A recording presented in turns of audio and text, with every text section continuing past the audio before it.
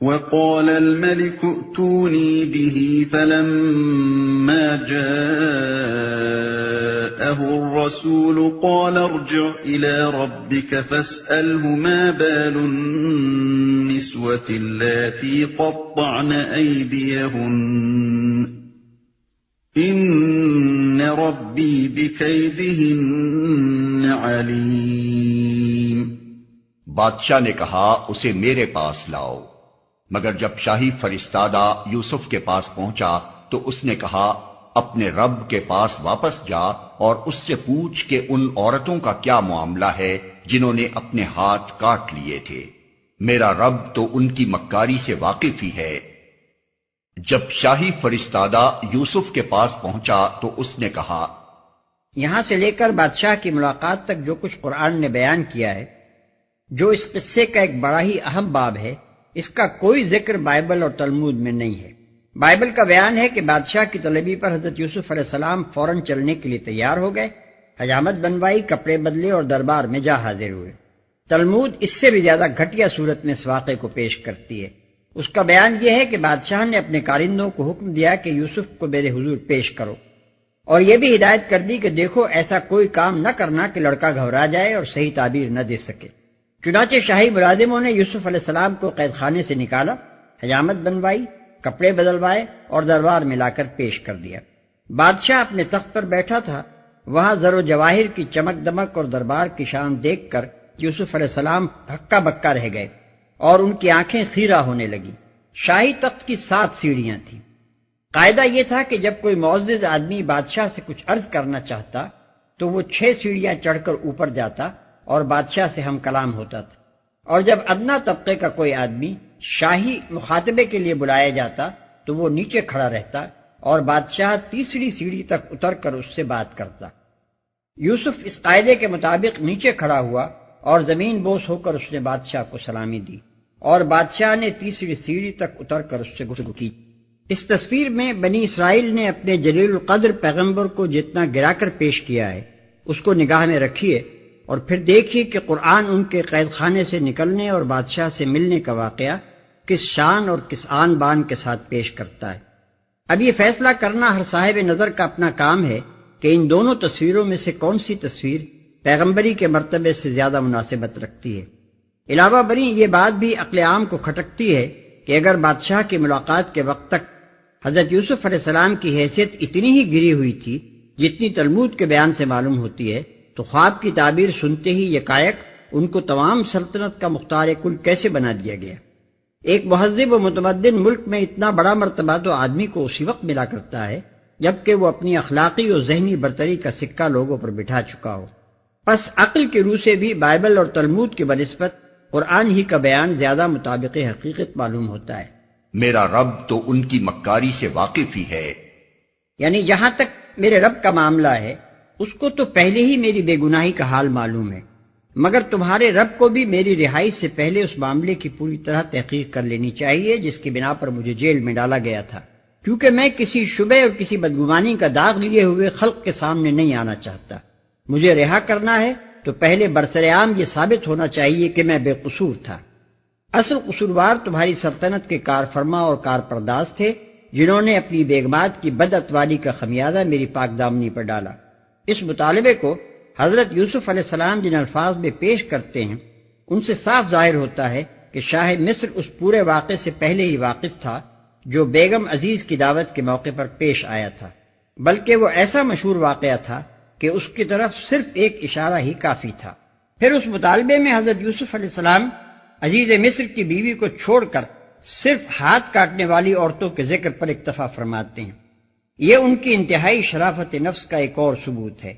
اس عورت نے ان کے ساتھ خواہ کتنی ہی برائی کی ہو مگر پھر بھی اس کا شوہر ان کا محسن تھا، اس لیے انہوں نے نہ چاہا کہ اس کے ناموس پر خود کوئی حرف لائیں۔ قال ما خطبكن اذ راوتن يوسف عن نفسه قلنا حاش لله ما علمنا عليه من سوء قالت امرأة العزيز الآن حصحص الحق أنا راودته عن نفسه وإنه لمن الصادقين۔ اس پر بادشاہ نے ان عورتوں سے دریافت کیا، تمہارا کیا تجربہ ہے اس وقت کا جب تم نے یوسف کو رجھانے کی کوشش کی تھی؟ سب نے یک زبان ہو کر کہا، حاشا للہ، ہم نے تو اس میں بدی کا شائبہ تک نہ پایا۔ عزیز کی بیوی بول اٹھی، اب حق کھل چکا ہے، وہ میں ہی تھی جس نے اس کو پھسلانے کی کوشش کی تھی، بے شک وہ بالکل سچا ہے۔ بادشاہ نے ان عورتوں سے دریافت کیا، ممکن ہے کہ شاہی محل میں ان تمام خواتین کو جمع کر کے یہ شہادت لی گئی ہو، اور یہ بھی ممکن ہے کہ بادشاہ نے کسی معتمد خاص کو بھیج کر فردن فردن ان سے دریافت کرایا ہو۔ بے شک وہ بالکل سچا ہے۔ اندازہ کیا جا سکتا ہے کہ ان شہادتوں نے کس طرح 8-9 سال پہلے کے واقعات کو تازہ کر دیا ہوگا، کس طرح حضرت یوسف علیہ السلام کی شخصیت زمانہ قید کی طویل گمنامی سے نکل کر یکایک پھر سطح پر آ گئی ہوگی، اور کس طرح مصر کے تمام اشراف، معززین، متوسطین اور عوام تک میں آپ کا اخلاقی وقار قائم ہو گیا ہوگا۔ اوپر بائبل اور تلمود کے حوالے سے یہ بات گزر چکی ہے کہ بادشاہ نے اعلان عام کر کے تمام مملکت کے دانشمندوں اور علماء اور پیروں کو جمع کیا تھا، اور وہ سب اس کے خواب کا مطلب بیان کرنے سے عاجز ہو چکے تھے۔ اس کے بعد حضرت یوسف علیہ السلام نے اس کا مطلب بتایا۔ اس واقعے کی بنا پر پہلے ہی سے سارے ملک کی نگاہیں آپ کی ذات پر مرتکز ہو چکی ہوں گی۔ پھر جب بادشاہ کی طلبی پر آپ نے باہر نکلنے سے انکار کیا ہوگا تو سارے لوگ اچنبے میں پڑ گئے ہوں گے کہ یہ عجیب قسم کا بلند حوصلہ انسان ہے جس کو 8-9 برس کی قید کے بعد بادشاہ وقت مہربان ہو کر بلا رہا ہے، اور پھر بھی وہ بےتاب ہو کر دوڑ نہیں پڑتا۔ پھر جب لوگوں کو معلوم ہوا ہوگا کہ یوسف علیہ السلام نے اپنی رہائی قبول کرنے اور بادشاہ وقت کی ملاقات کو آنے کے لیے کیا شرط پیش کی ہے، تو سب کی نگاہیں اس تحقیقات کے نتیجے پر لگ گئی ہوں گی، اور جب لوگوں نے اس کا نتیجہ سنا ہوگا تو ملک کا بچہ بچہ اش اش کرتا رہ گیا ہوگا کہ کس قدر پاکیزہ سیرت کا ہے یہ انسان، جس کی طہارت نفس پر آج وہی لوگ گواہی دے رہے ہیں جنہوں نے مل جل کر کل اسے جیل میں ڈالا تھا۔ اس صورتحال پر اگر غور کیا جائے تو اچھی طرح سمجھ میں آ جاتا ہے کہ اس وقت حضرت یوسف علیہ السلام کے بام عروج پر پہنچنے کے لیے کس طرح فضا سازگار ہو چکی تھی۔ اس کے بعد یہ بات کچھ بھی قابل تعجب نہیں رہتی کہ حضرت یوسف علیہ السلام نے بادشاہ سے ملاقات کے موقع پر خزائن ارض کی سپردگی کا مطالبہ کیسے بے دھڑک پیش کر دیا، اور بادشاہ نے اسے کیوں بے تعمل قبول کر لیا۔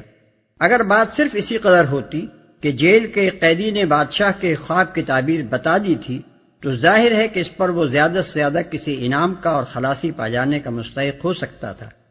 اتنی سی بات اس کے لیے تو کافی نہیں ہو سکتی تھی کہ وہ بادشاہ سے کہے خزائن ارض میرے حوالے کرو، اور بادشاہ کہہ دے لیجئے سب کچھ حاضر ہے۔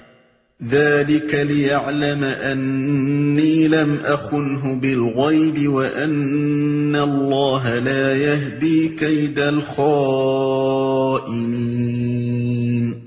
یوسف نے کہا، اس سے میری غرض یہ تھی کہ عزیز یہ جان لے کہ میں نے در پردہ اس کی خیانت نہیں کی تھی، اور یہ کہ جو خیانت کرتے ہیں ان کی چالوں کو اللہ کامیابی کی راہ پر نہیں لگاتا۔ یوسف نے کہا، یہ بات غالباً حضرت یوسف علیہ السلام نے اس وقت کہی ہوگی جب قید خانے میں آپ کو تحقیقات کے نتیجے کی خبر دی گئی ہوگی۔ بعض مفسرین جن میں ابن تیمیہ اور ابن کثیر جیسے فضلاء بھی شامل ہیں، اس فقرے کو حضرت یوسف علیہ السلام کا نہیں بلکہ عزیز کی بیوی کے قول کا ایک حصہ قرار دیتے ہیں۔ ان کی دلیل یہ ہے کہ یہ فقرہ امرأۃ العزیز کے قول سے متصل آیا ہے، اور بیچ میں کوئی لفظ ایسا نہیں ہے جس سے یہ سمجھا جائے انہو لمن الصادقین پر امرأۃ العزیز کی بات ختم ہو گئی، اور بعد کا کلام حضرت یوسف علیہ السلام کی زبان سے ادا ہوا۔ وہ کہتے ہیں کہ اگر دو آدمیوں کے قول ایک دوسرے سے متصل واقع ہوں اور اس امر کی صراحت نہ ہو کہ یہ قول فلاں کا ہے اور یہ فلاں کا، تو اس صورت میں لازماً کوئی قرینہ ایسا ہونا چاہیے جس سے دونوں کے کلام میں فرق کیا جا سکے، اور یہاں ایسا کوئی قرینہ موجود نہیں ہے۔ اس لیے یہی ماننا پڑے گا کہ الآن حصحص الحق سے لے کر ان ربی غفور الرحیم تک پورا کلام امرأۃ العزیز کا ہی ہے۔ لیکن مجھے تعجب ہے کہ ابن تیمیہ جیسے دقیقہ رس آدمی تک کی نگاہ سے یہ بات کیسے چوک گئی کہ شان کلام بجائے خود ایک بہت بڑا قرینہ ہے جس کے ہوتے کسی اور قرینے کی ضرورت نہیں رہتی۔ پہلا فقرہ تو بلا شبہ امرأۃ العزیز کے منہ پر پھبتا ہے، مگر کیا دوسرا فقرہ بھی اس کی حیثیت کے مطابق نظر آتا ہے؟ یہاں تو شان کلام صاف کہہ رہی ہے کہ اس کے قائل حضرت یوسف علیہ السلام ہیں، نہ کہ عزیز مصر کی بیوی۔ اس کلام میں جو نیک نفسی، جو عالی ظرفی، جو فروتنی اور جو خدا ترسی بول رہی ہے، وہ خود گواہ ہے کہ یہ فقرہ اس زبان سے نکلا ہوا نہیں ہو سکتا جس سے حیت لک نکلا تھا، جس سے ما جزاء من اراد باہلک سوءا نکلا تھا، اور جس سے بھری محفل کے سامنے یہ تک نکل سکتا تھا کہ لئن لم یفعل ما امرہ لیسجنن۔ ایسا پاکیزہ فقرہ تو وہی زبان بول سکتی تھی جو اس سے پہلے معاذ اللہ انہ ربی احسن مثوایا کہہ چکی تھی، جو رب السجن احب الی مما یدعوننی الیہ کہہ چکی تھی، جو الا تصرف عنی کیدہن اصب الیہن کہہ چکی تھی۔ ایسے پاکیزہ کلام کو یوسف صدیق کے بجائے امرأۃ العزیز کا کلام ماننا اس وقت تک ممکن نہیں ہے جب تک کوئی قرینہ اس امر پر دلالت نہ کرے کہ اس مرحلے پر پہنچ کر اسے توبہ اور ایمان اور اصلاح نفس کی توفیق نصیب ہو گئی تھی، اور افسوس ہے کہ ایسا کوئی قرینہ موجود نہیں ہے۔ وَمَا أُبَرِّئُ نَفْسِي إِنَّ النَّفْسَ لَأَمَّارَةٌ بِالسُّوءِ إِلَّا مَا رَحِمَ رَبِّي إِنَّ رَبِّي غَفُورٌ رَحِيمٌ۔ میں کچھ اپنے نفس کی برات نہیں کر رہا ہوں، نفس تو بدی پر اکساتا ہی ہے، الا یہ کہ کسی پر میرے رب کی رحمت ہو، بے شک میرا رب بڑا غفور و رحیم ہے۔ وَقَالَ الْمَلِكُ ائْتُونِي بِهِ أَسْتَخْلِصْهُ لِنَفْسِي فَلَمَّا كَلَّمَهُ قَالَ إِنَّكَ الْيَوْمَ لَدَيْنَا مَكِينٌ أَمِينٌ۔ بادشاہ نے کہا انہیں میرے پاس لاؤ تاکہ میں ان کو اپنے لیے مخصوص کر لوں۔ جب یوسف نے اس سے گفتگو کی تو اس نے کہا اب آپ ہمارے ہاں قدر و منزلت رکھتے ہیں اور آپ کی امانت پر پورا بھروسہ ہے۔ یہ بادشاہ کی طرف سے گویا ایک کھلا اشارہ تھا کہ آپ کو ہر ذمہ داری کا منصب سونپا جا سکتا ہے۔ قال جعلنی علی خزائن الارض انی حفیظ علیم۔ یوسف نے کہا ملک کے خزانے میرے سپرد کیجئے، میں حفاظت کرنے والا بھی ہوں اور علم بھی رکھتا ہوں۔ اس سے پہلے جو توضیحات گزر چکی ہیں ان کی روشنی میں دیکھا جائے تو صاف نظر آئے گا کہ یہ کوئی نوکری کی درخواست نہیں تھی جو کسی طالب جاہ نے وقت کے بادشاہ کا اشارہ پاتے ہی جھٹ سے پیش کر دی ہو۔ در حقیقت یہ اس انقلاب کا دروازہ کھولنے کے لیے آخری ضرب تھی جو حضرت یوسف علیہ السلام کی اخلاقی طاقت سے پچھلے 10-12 سال کے اندر نشو و نما پا کر ظہور کے لیے تیار ہو چکا تھا، اور اب جس کا فتح باب صرف ایک ٹہوکے ہی کا محتاج تھا۔ حضرت یوسف علیہ السلام آزمائشوں کے ایک طویل سلسلے سے گزر کر آ رہے تھے، اور یہ آزمائشیں کسی گمنامی کے گوشے میں پیش نہیں آئی تھیں، بلکہ بادشاہ سے لے کر عام شہریوں تک مصر کا بچہ بچہ ان سے واقف تھا۔ ان آزمائشوں میں انہوں نے ثابت کر دیا تھا کہ وہ امانت، راست بازی، حلم، ضبط نفس، عالی ظرفی، ذہانت و فراست اور معاملہ فہمی میں کم از کم اپنے زمانے کے لوگوں کے درمیان تو اپنا نظیر نہیں رکھتے۔ ان کی شخصیت کے یہ اوصاف اس طرح کھل چکے تھے کہ کسی کو ان سے انکار کی مجال نہ رہی تھی۔ زبانیں ان کی شہادت دے چکی تھیں، دل ان سے مسخر ہو چکے تھے، خود بادشاہ ان کے آگے ہتھیار ڈال چکا تھا۔ ان کا حفیظ اور علیم ہونا اب محض ایک دعویٰ نہ تھا بلکہ ایک ثابت شدہ واقعہ تھا جس پر سب ایمان لا چکے تھے۔ اب اگر کچھ کسر باقی تھی تو وہ صرف اتنی تھی کہ حضرت یوسف علیہ السلام خود حکومت کے ان اختیارات کو اپنے ہاتھ میں لینے پر رضامندی ظاہر کریں جن کے لیے بادشاہ اور اس کے اعیان سلطنت اپنی جگہ بخوبی جان چکے تھے کہ ان سے زیادہ موضوع آدمی اور کوئی نہیں ہے۔ چنانچہ یہی وہ کسر تھی جو انہوں نے اپنے اس فقرے سے پوری کر دی۔ ان کی زبان سے اس مطالبے کے نکلتے ہی بادشاہ اور اس کی کونسل نے جس طرح سے اسے بسر و چشم قبول کیا، وہ خود اس بات کا ثبوت ہے کہ یہ پھل اتنا پک چکا تھا کہ اب ٹوٹنے کے لیے ایک اشارے ہی کا منتظر تھا۔ تلمود کا بیان ہے کہ حضرت یوسف علیہ السلام کو حکومت کے اختیارات سونپنے کا فیصلہ تنہا بادشاہی نے نہیں کیا تھا بلکہ پوری شاہی کونسل نے بالاتفاق اس کے حق میں رائے دی تھی۔ یہ اختیارات جو حضرت یوسف علیہ السلام نے مانگے اور ان کو سونپے گئے، ان کی نوعیت کیا تھی؟ ناواقف لوگ یہاں خزائن ارض کے الفاظ اور آگے چل کر غلے کی تقسیم کا ذکر دیکھ کر قیاس کرتے ہیں کہ شاید یہ افسر خزانہ یا افسر مال یا قحط کمشنر یا وزیر مالیات یا وزیر غذائیات کی قسم کا کوئی عہدہ ہوگا، لیکن قرآن، بائبل اور تلمود کی متفقہ شہادت ہے کہ در حقیقت حضرت یوسف علیہ السلام سلطنت مصر کے مختار کل، رومی اصطلاح میں ڈکٹیٹر بنائے گئے تھے، اور ملک کا سیاہ سفید سب کچھ ان کے اختیار میں دے دیا گیا تھا۔ قرآن کہتا ہے کہ جب حضرت یعقوب علیہ السلام مصر پہنچے ہیں اس وقت حضرت یوسف علیہ السلام تخت نشین تھے۔ وَرَفَعَ أَبَوَيْهِ عَلَى الْعَرْشِ، حضرت یوسف علیہ السلام کی اپنی زبان سے نکلا ہوا یہ فقرہ قرآن میں منقول ہے کہ اے میرے رب، تو نے مجھے بادشاہی عطا کی۔ رب قد آتیتنی من الملک، پیالے کی چوری کے موقع پر سرکاری ملازم حضرت یوسف علیہ السلام کے پیالے کو بادشاہ کا پیالہ کہتے ہیں۔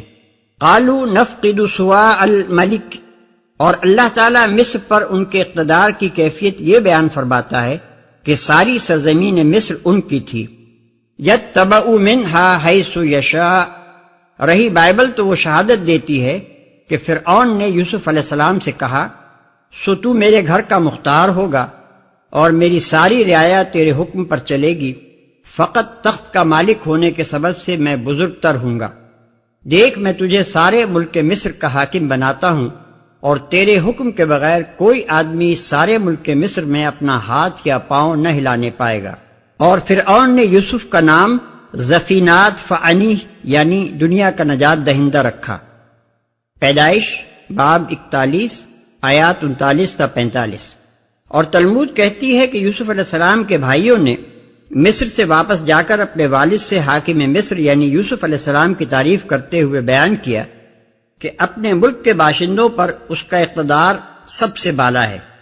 اس کے حکم پر وہ نکلتے اور اسی کے حکم پر وہ داخل ہوتے ہیں، اس کی زبان سارے ملک پر فرمانروائی کرتی ہے، کسی معاملے میں فرعون کے اذن کی ضرورت نہیں ہوتی۔ دوسرا سوال یہ ہے کہ حضرت یوسف علیہ السلام نے یہ اختیارات کس غرض کے لیے مانگے تھے؟ انہوں نے اپنی خدمات اس لیے پیش کی تھی کہ کافر حکومت کے نظام کو اس کے کافرانہ اصول و قوانین ہی پر چلائیں، یا ان کے پیش نظر یہ تھا کہ حکومت کا اقتدار اپنے ہاتھ میں لے کر ملک کے نظام تمدن و اخلاق و سیاست کو اسلام کے مطابق ڈھال دیں؟ اس سوال کا بہترین جواب وہ ہے جو علامہ زمخشری نے اپنی تفسیر کشاف میں دیا ہے۔ وہ لکھتے ہیں، حضرت یوسف علیہ السلام نے اجعلنی علی خزائن الارض جو فرمایا تو اس سے ان کی غرض صرف یہ تھی کہ ان کو اللہ تعالیٰ کے احکام جاری کرنے اور حق قائم کرنے اور عدل پھیلانے کا موقع مل جائے، اور وہ اس کام کو انجام دینے کی طاقت حاصل کر لیں جس کے لیے انبیاء بھیجے جاتے ہیں۔ انہوں نے بادشاہی کی محبت اور دنیا کے لالچ میں یہ مطالبہ نہیں کیا تھا، بلکہ یہ جانتے ہوئے کیا تھا کہ کوئی دوسرا شخص ان کے سوا ایسا نہیں ہے جو اس کام کو انجام دے سکے۔ اور سچ یہ ہے کہ یہ سوال دراصل ایک اور سوال پیدا کرتا ہے جو اس سے بھی زیادہ اہم اور بنیادی سوال ہے، اور وہ یہ ہے کہ حضرت یوسف علیہ السلام آیا پیغمبر بھی تھے یا نہیں؟ اگر پیغمبر تھے تو کیا قرآن میں ہم کو پیغمبری کا یہی تصور ملتا ہے کہ اسلام کا داعی خود نظام کفر کو کافرانہ اصولوں پر چلانے کے لیے اپنی خدمات پیش کرے؟ بلکہ یہ سوال اس پر بھی ختم نہیں ہوتا، اس سے بھی زیادہ نازک اور سخت ایک دوسرے سوال پر جا کر ٹھہرتا ہے، یعنی یہ کہ حضرت یوسف علیہ السلام ایک راست باز آدمی بھی تھے یا نہیں؟ اگر راست باز تھے تو کیا ایک راست باز انسان کا یہی کام ہے کہ قید خانے میں تو وہ اپنی پیغمبرانہ دعوت کا آغاز اس سوال سے کرے کہ بہت سے رب بہتر ہیں یا وہ ایک اللہ جو سب پر غالب ہے، اور بار بار اہل مصر پر بھی واضح کر دے کہ تمہارے ان بہت سے متفرق خود ساختہ خداؤں میں سے ایک یہ شاہ مصر بھی ہے، اور صاف صاف اپنے مشن کا بنیادی عقیدہ یہ بیان کرے کہ فرما روائی کا اقتدار خدا واحد کے سوا کسی کے لیے نہیں ہے۔ مگر جب عملی آزمائش کا وقت آئے تو وہی شخص خود اس نظام حکومت کا خادم بلکہ ناظم اور محافظ اور پشت پناہ تک بن جائے جو شاہ مصر کی ربوبیت میں چل رہا تھا، اور جس کا بنیادی نظریہ فرماروائی کے اختیارات خدا کے لیے نہیں بلکہ بادشاہ کے لیے ہیں تھا۔ حقیقت یہ ہے کہ اس مقام کی تفسیر میں دور الخطات کے مسلمانوں نے کچھ اسی ذہنیت کا اظہار کیا ہے جو کبھی یہودیوں کی خصوصیت تھی۔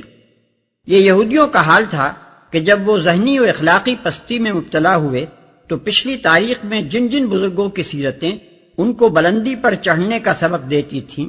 ان سب کو وہ نیچے گرا کر اپنے مرتبے پر اتار لائے تاکہ اپنے لیے اور زیادہ نیچے گرنے کا بہانہ پیدا کریں۔ افسوس کہ یہی کچھ مسلمانوں نے بھی کیا۔ انہیں کافر حکومتوں کی چاکری کرنی تھی، مگر اس پستی میں گرتے ہوئے اسلام اور اس کے علمبرداروں کی بلندی دیکھ کر انہیں شرم آئی،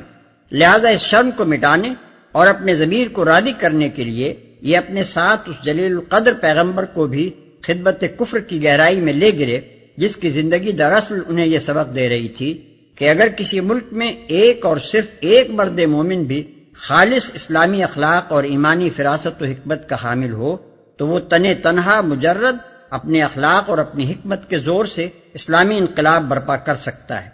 اور یہ کہ مومن کی اخلاقی طاقت بشرطے کہ وہ اس کا استعمال جانتا ہو اور اسے استعمال کرنے کا ارادہ بھی رکھتا ہو، فوج اور اسلحہ اور سر و سامان کے بغیر بھی ملک فتح کر سکتی ہے اور سلطنتوں کو مسخر کر لیتی ہے۔ وَكَذَلِكَ مَكَّنَّا لِيُوسُفَ فِي الْأَرْضِ يَتَبَوَّأُ مِنْهَا حَيْثُ يَشَاءُ نُصِيبُ بِرَحْمَتِنَا مَن نَّشَاءُ وَلَا نُضِيعُ أَجْرَ الْمُحْسِنِينَ۔ اس طرح ہم نے اس سرزمین میں یوسف کے لیے اقتدار کی راہ ہموار کی۔ وہ مختار تھا کہ اس میں جہاں چاہے اپنی جگہ بنائے۔ ہم اپنی رحمت سے جس کو چاہتے ہیں نوازتے ہیں۔ نیک لوگوں کا اجر ہمارے ہاں مارا نہیں جاتا۔ اس میں جہاں چاہے اپنی جگہ بنائے۔ یعنی اب ساری سرزمین مصر اس کی تھی، اس کی ہر جگہ کو وہ اپنی جگہ کہہ سکتا تھا، وہاں کوئی گوشہ بھی ایسا نہ رہا تھا جو اس سے روکا جا سکتا ہو۔ یہ گویا اس کامل تسلط اور ہمگیر اقتدار کا بیان ہے جو حضرت یوسف علیہ السلام کو اس ملک پر حاصل تھا۔ قدیم مفسرین بھی اس آیت کی یہی تفسیر کرتے ہیں۔ چنانچہ ابن زید کے حوالے سے علامہ ابن جریر طبری نے اپنی تفسیر میں اس کے معنی یہ بیان کیے ہیں کہ ہم نے یوسف علیہ السلام کو ان سب چیزوں کا مالک بنا دیا جو مصر میں تھیں۔ دنیا کے اس حصے میں وہ جہاں جو کچھ چاہتا کر سکتا تھا۔ وہ سرزمین اس کے حوالے کر دی گئی تھی، حتیٰ کہ اگر وہ چاہتا کہ فرعون کو اپنا زیر دست کر لے اور خود اس سے بالاتر ہو جائے تو یہ بھی کر سکتا تھا۔ دوسرا قول علامہ موصوف نے مجاہد کا نقل کیا ہے جو مشہور ائمہ تفسیر میں سے ہیں۔ ان کا خیال ہے کہ بادشاہ مصر نے یوسف علیہ السلام کے ہاتھ پر اسلام قبول کر لیا تھا۔ وَلَأَجْرُ الْآخِرَةِ خَيْرٌ لِّلَّذِينَ آمَنُوا وَكَانُوا يَتَّقُونَ، اور آخرت کا اجر ان لوگوں کے لیے زیادہ بہتر ہے جو ایمان لے آئے اور خدا ترسی کے ساتھ کام کرتے رہے۔ یہ تنبیہ ہے اس امر پر کہ کوئی شخص دنیاوی حکومت و اقتدار کو نیکی و نیکوکاری کا اصل اجر اور حقیقی اجر مطلوب نہ سمجھ بیٹھے، بلکہ خبردار رہے کہ بہترین اجر اور وہ اجر جو مومن کو مطلوب ہونا چاہیے وہ ہے جو اللہ تعالیٰ آخرت میں عطا فرمائے گا، جو اللہ تعالیٰ